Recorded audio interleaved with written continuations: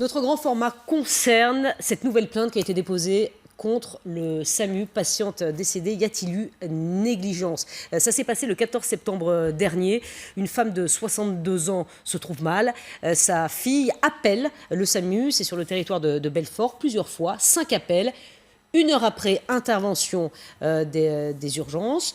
On lui a dit, oh, écoutez, madame, il y a beaucoup de gastro en ce moment, sauf que cette femme était en train de faire un infarctus et elle est malheureusement décédée. Jean-Paul Lamont est avec nous.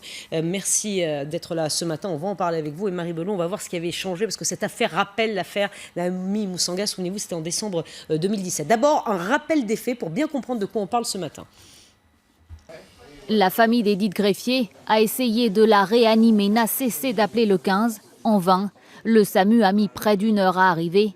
Sa fille était avec elle. J'ai bien expliqué donc qu'elle avait mal dans le bras gauche, qu'elle était pâle, qu'elle avait des sueurs et qu'elle avait également vomi, qui sont exactement les symptômes d'un infarctus chez une femme.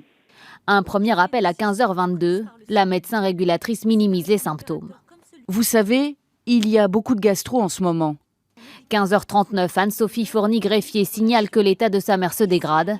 15h52, la famille est assistée par téléphone jusqu'à l'arrivée des secours. Elle vient de commencer le massage cardiaque. Edith Greffier ne respire plus. Une autre équipe médicale est sur la route. 16h05, appel du mari de la victime. La médecin régulatrice essaye de justifier le délai d'attente. Parce qu'elle avait juste une gastro, hein. Alors, et le SMUR va arriver. Edith Greffier n'a pas pu être réanimée.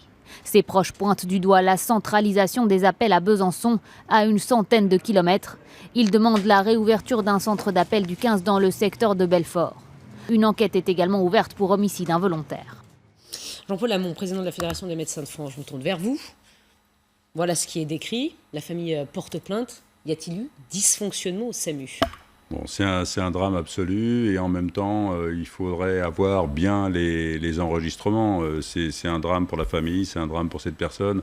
Mais d'après ce que je sais, tous les signes étaient en faveur de quelque chose de digestif. La personne avait vomi et d'après les enregistrements, il y avait eu également des selles liquides. Donc, le mal dans le bras gauche.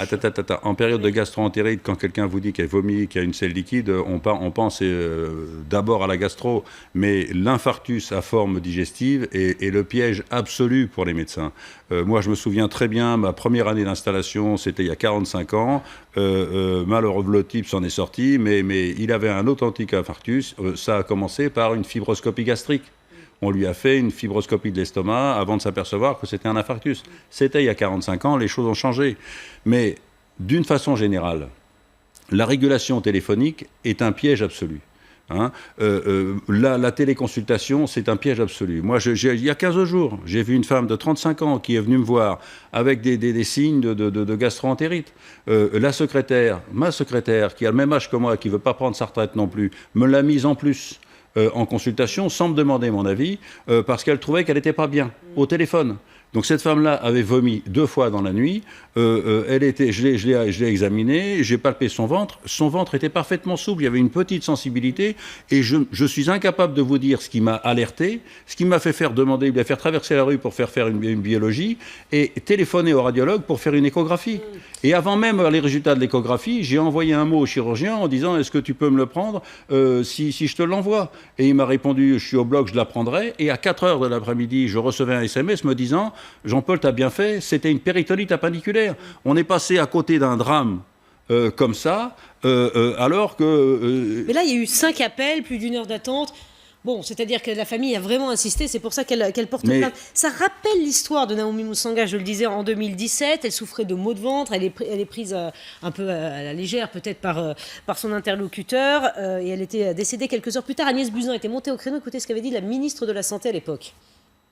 Moi, ma responsabilité en tant que ministre, c'est de veiller à ce qu'il n'y ait plus aucun dysfonctionnement, à la fois médical ou administratif, autour du traitement des appels d'urgence.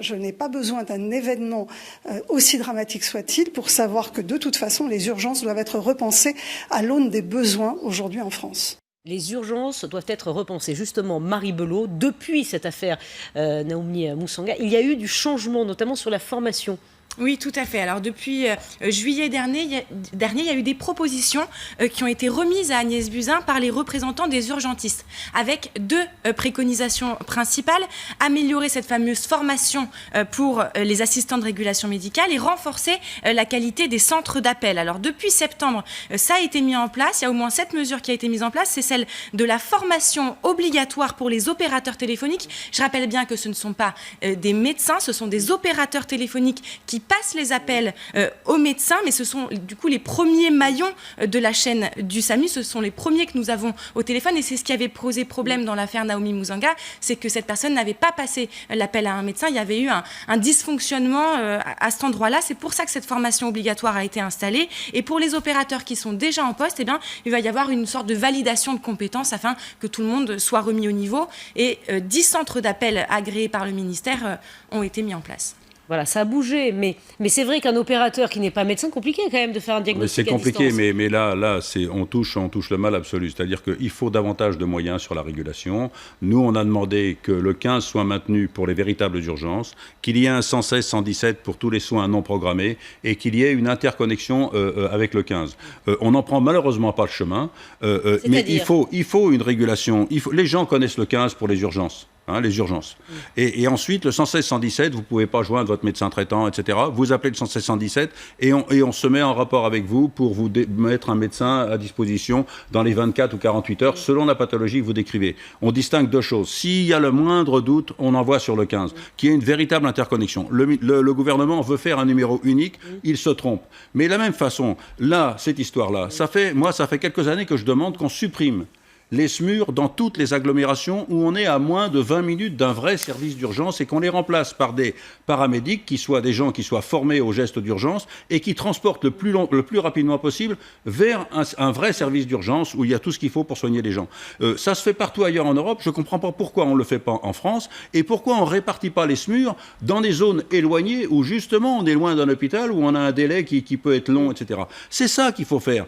Le 15 pour les urgences, 116, 117 pour une régulation libérale, une prise en charge des soins non programmés, suppression des SMUR dans les grandes agglomérations où on est à moins de 20 minutes d'un vrai service d'urgence et des vrais paramédics qui vous transportent rapidement vers le service d'urgence, et répartition des SMUR sur l'ensemble du territoire. Voilà ce que moi j'aimerais bien voir avec Agnès Buzyn. On n'en prend pas le chemin. On n'en prend pas le chemin, effectivement, et ce drame confirme qu'il y a encore Jean-Paul Hamon, des dysfonctionnements, 5 appels, 1 heure avant d'intervenir. Non, mais la régulation libérale, vous savez, vous êtes sur le fil du rasoir tout le temps, vous pouvez passer à côté du drame tout le temps. Vous savez, c'est 3 fois rien. Je vous ai parlé de l'exemple, même en examinant les gens.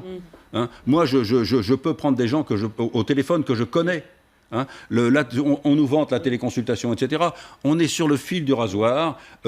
C'est malheureusement un drame, on vient de le voir, et c'est l'exemple que la régulation, c'est un sport qui est vraiment dangereux. Merci beaucoup Jean-Paul Hamon d'être venu ce matin sur le plateau de la matinale. Vous partez d'ailleurs en consultation dès maintenant. Merci.